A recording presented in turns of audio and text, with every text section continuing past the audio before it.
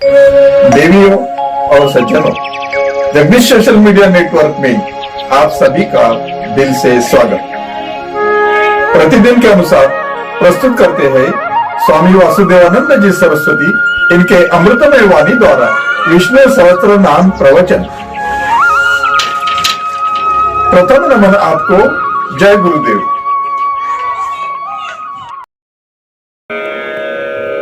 श्री विष्णु सहस्त्रनाम ज्ञान यज्ञ प्रवचन क्रमांक 356, श्लोक क्रमांक 50 और नाम क्रमांक 340। जय महाकाल। आज 1 मई है 2021। आज से उज्जैन नगरी में होने वाले अपने महामृत्युंजय महायज्ञ की पूर्णाहुति के ठीक 298 दिन शेष हैं। जय महामृत्युंजय महायज्ञ। ओम त्र्यंबकं यजामहे सुगंधिं पुष्टिवर्धनम् उर्वारुकमिव बन्धनान् मृत्योर्मुक्षीयमामृतात्। समस्त जन कल्याणे निरतं करुणामयं नमामि चिन्मयं देवं सद्गुरुं ब्रह्मविद्वरम्। शांताकारं भुजगशयनं पद्मनाभं सुरेशं विश्वाधारं गगनसदृशं मेघवर्णं शुभांगं लक्ष्मीकान्तं कमलनयनं योगिभिर्ध्यानगम्यं वन्दे विष्णुं भवभयहरं सर्वलोकैकनाथम्। अशोकस्तारणस्तारः शूरः शौर्यैर्जनेश्वरः अनुकूलः शतावर्तः पद्मी पद्मनिभेक्षणः। ओम शौर्ये नमः। ओम तत्सत। आइए अब भगवान का जो शौरी नाम है ना उनको सुनते हैं। पहले तो भगवान की शूरता बताएं। भगवान शूर तो है ही है, किंतु शूरसेन के वंश में उत्पन्न होने के कारण भी वे शौरी भी हैं। अतः भीष्म पितामह जी महाराज उनको शौरी नाम से कहते हैं। क्या बढ़िया नाम है भगवान का।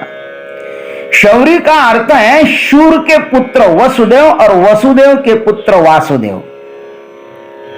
शूर के वंश में उत्पन्न होने के कारण श्री कृष्ण भगवान को यहां पर शौरी नाम से कहते हैं। भाष्यकार लिखते हैं शूरस्यापत्यम वसुदेवस्य सुतः शौरिः। शूर की संतान अर्थात वसुदेव के पुत्र होने से भगवान शौरी हैं। देखो भगवान का वंश इस प्रकार है। ययाति और देवयानी से यदु महाराज हुए। यदु के पुत्र हुए कौष्टा और कौष्टा के वंश में सातवत, वृष्णि, आहु, देवक, उग्रसेन, शूर आदि अनेक राजा हुए। इनमें से राजा शूरसेन और महारानी मारिशा से 10 पुत्र और 5 पुत्रियां उत्पन्न हो गई।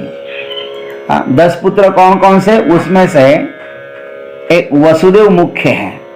वसुदेव, देवभाग, देवश्रवा, आनक, संजय, शामक, कंक, शमीक, वत्सक, वृका और 5 कन्याएं हुई। पृथा, श्रुतदेवा, श्रुतश्रवा, श्रुतकीर्ति और राजादि देवी। शूरसेन के मित्र थे राजा कुंती भोज। उन्हें कोई संतान नहीं थी, इसलिए उन्हें अपनी पुत्री पृथा गोद में दे दी।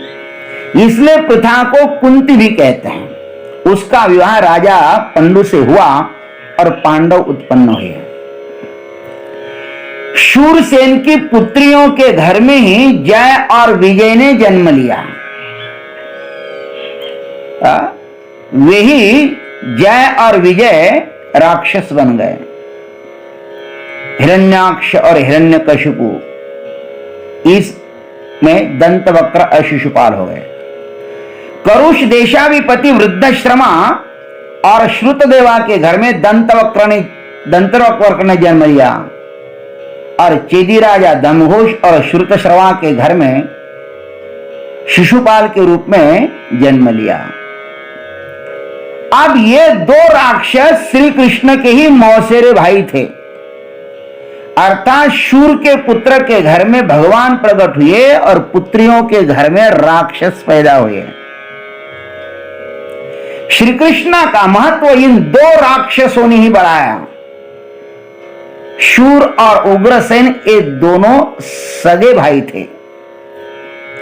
शूर के घर में वसुदेव और उग्रसेन के घर में कंस पैदा हुआ। दोनों भी भाई भाई थे। भगवान के एवं साधु संतों के घर में और गांव में राक्षस पैदा होते हैं। भगवान के घर में भी राक्षस पैदा हुए ना, साधु संतों के घर में और गांव में भी यदा कदा राक्षस पैदा होते हैं। और इन्हीं राक्षसों के कारण साधु संतों का और अवतारों का मूल्य बढ़ता है। इन राक्षसों के कारण पारिवारिक लोगों के द्वारा अपमान करने से जितना अधिक दुख होता है ना, उतना दूर के लोगों के द्वारा नहीं होता। सबते कठिन जाति अपमाना। संसार में दुख बहुत है, लेकिन सबते कठिन जाति अपमाना। जाति के लोग यदि अपमान करें तो वो बहुत बड़ा दुख होता है, गोस्वामी लिखते हैं। इसलिए पारिवारिक लोग आपका विरोध करने लगे, आपकी निंदा करने लगे, आप पर कोई लांछन लगाने लगे, तो समझना चाहिए कि भगवान की कृपा आप पर बरस रही है। और परिवार के लोगों ने साधु संतों का विरोध करना भी चाहिए। मैं इस पक्ष का हूं, क्योंकि कीचड़ में ही कमल खिलता है और कीचड़ में खिला हुआ कमल ही महकता है।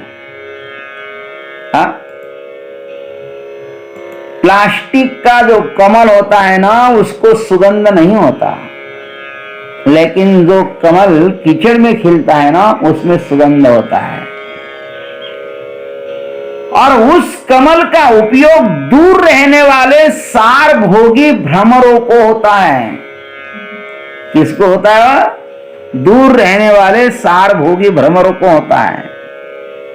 न कीचड़ को होता है उसका उपयोग, और न कीचड़ में रहने वाले मेढक को होता है उसका उपयोग। ऐसा ज्ञानेश्वर महाराज कह रहे, मैं नहीं कह रहा हूं। का कमल कंदानी दर्दुरी नांदन के केची घरी परी परागु से विजय भ्रमरी ये रांची कलुचे उरे। कमल का कंद और मेढक एक ही जगह में रहते हैं, उस कमल के नाल के पास रहते हैं, लेकिन कमल का केसर भ्रमर खाता है और चला भी जाता है। और मेढक के हिस्से में क्या आता है? सिर्फ कीचड़ है। तुम उसके ऊपर खिचड़ी डालते रहो, दूसरा कुछ नहीं कर सकते हैं। ऐसा हुआ ना, सब संतों के ऊपर लोगों ने कीचड़ फेंके। कौन से लोगों ने कीचड़ उछाल दिया? जो उनके नजदीक के थे। दूसरा दृष्टांत देते, पाए पा दूध पवित्राणी गोड़ पासी त्वचेचिया पदरा आड़ परित्या वेरुनी गोचिड अशुद्ध काय नहीं गीते। अथवा गाय का दूध शुद्ध है, मधुर है, अत्यंत पवित्र है और अत्यंत समीप है, सिर्फ त्वचा के पीछे है, त्वचा की आड़ में रहता है। किंतु उसको छोड़कर किल्ली माने गोचिल, वो क्या खाते हैं? गंदा रक्त ही चूस लेते हैं वो लोग। बछड़ा दूर रहता है लेकिन आकर के दूध पी लेता है, चला जाता है। और ये गोचिड़ किल्ली केवल खून चूसता रहता है। वैसे ये साधु संत की निंदा करने वाले जो पारिवारिक लोग रहते हैं ना, ये गोचिड़ की तरह है, किलनी की तरह है। गांव के लोग, पारिवारिक लोग, इनको रक्त चाहिए, उनको सुगंध नहीं चाहिए। ज्ञानवर तीसरा दृष्टांत देते हैं, नातरी निदयवाचा परिवरी लोया रुतलिया हाथी सहस्त्रवरी परितेथ भय सोनी उपवास करी कादरिद्री जो। मेरे ज्ञानवा के पास क्या नहीं था, मेरे तुकोबा के पास क्या नहीं था, लेकिन लोगों की नजर कहां थी? ज्ञानवा लिखते हैं, जैसे किसी अभागे व्यक्ति के घर में हजारों स्वर्ण की मोहरे गड़ी होने पर भी वह कंगाल की तरह उस पर बैठकर भूखा रह जाता है,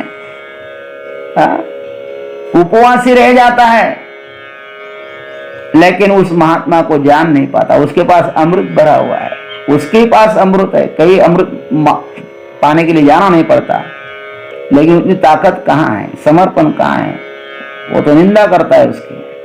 ठीक ऐसे ही प्रत्येक अवतार का मूल्य बढ़ाने के लिए अथवा सुरक्षा के लिए भगवान राक्षसों का इंतजाम करते रहते हैं। कंस ने, शिशुपाल ने, दंतवक्र ने विरोध न किया होता तो श्री कृष्ण का मूल्य कैसे बढ़ता है। अयोध्या के धोबी ने सीता माई की निंदा न की होती, मां कैकेयी ने राम जी को वनवास न दिया होता, तो आज सियावर रामचंद्र की जय, यह जय जयकार कौन करता है। पारिवारिक लोग, गांव के लोग निंदा करने लगे तो समझना चाहिए कि भगवान को आप पसंद है, और इन्हीं प्रहारों को सहन करने के लिए शूरवीरता चाहिए। जो प्रहारों को बड़े आनंद के साथ सहन करता है ना, उसे ही शौर्य कहते हैं। यह भीष्म देव की पावन वाणी से निकला हुआ पावन नाम है महाराज। भीष्म पितामह जिस पर अत्यंत प्रेम करते थे, उन कौरवों पर उन्होंने क्या नहीं प्रेम किया, पांडवों पर उन्होंने कितना प्रेम किया, जिनके लिए वे आजन्म ब्रह्मचारी रहे, परम सन्यासी रहे, जिनकी उन्होंने आजन्म निष्काम भाव से सेवा की। अंततः उन्हीं लोगों ने उनको शरशैया दी, बाणों की शैया पर उनको सोना पड़ा। भीष्म जी का अंत बहुत ही दुखद हुआ, किंतु साक्षात परमात्मा के समक्ष हुआ। वो इतना समर्पित थे कि अनंत कोटि ब्रह्मांड नायक परब्रह्म परमात्मा को उनके पास आना पड़ा। उनके देखते देखते उनमें समा गए, मुक्त हो गए। यह शूरसेन जी का वंश इसलिए बताया महाराज कि इनके पुत्र वसुदेव जी के घर में साक्षात भगवान श्री कृष्ण अवतरित हुए हैं, और पुत्रियों के घर में 5 पांडव भक्त भी उत्पन्न हुए हैं, एवं दंतवक्र, शिशुपाल, ये 2 राक्षस भी उत्पन्न हुए हैं।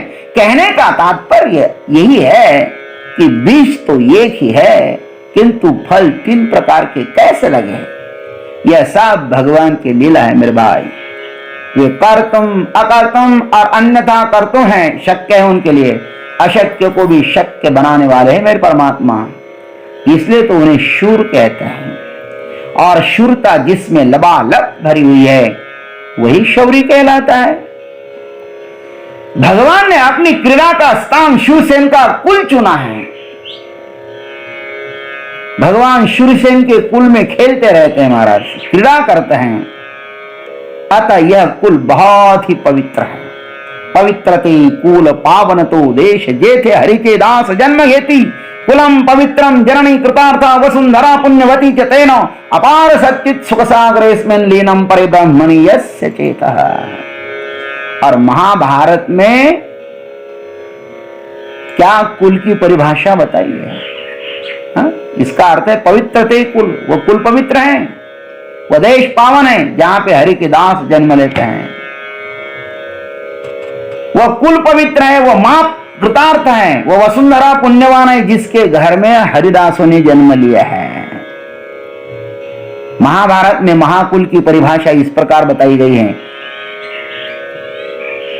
तपोदमो ब्रह्म वित्तम विताना पुण्या विवाह सततान्नदानम येष्वेवैते सप्तगुणः वसन्ति सम्यक वृत्तास्तानि महाकुलानि। उद्योग पर्व में श्लोक आया है। इसका अर्थ है जिस घर में, जिस कुल में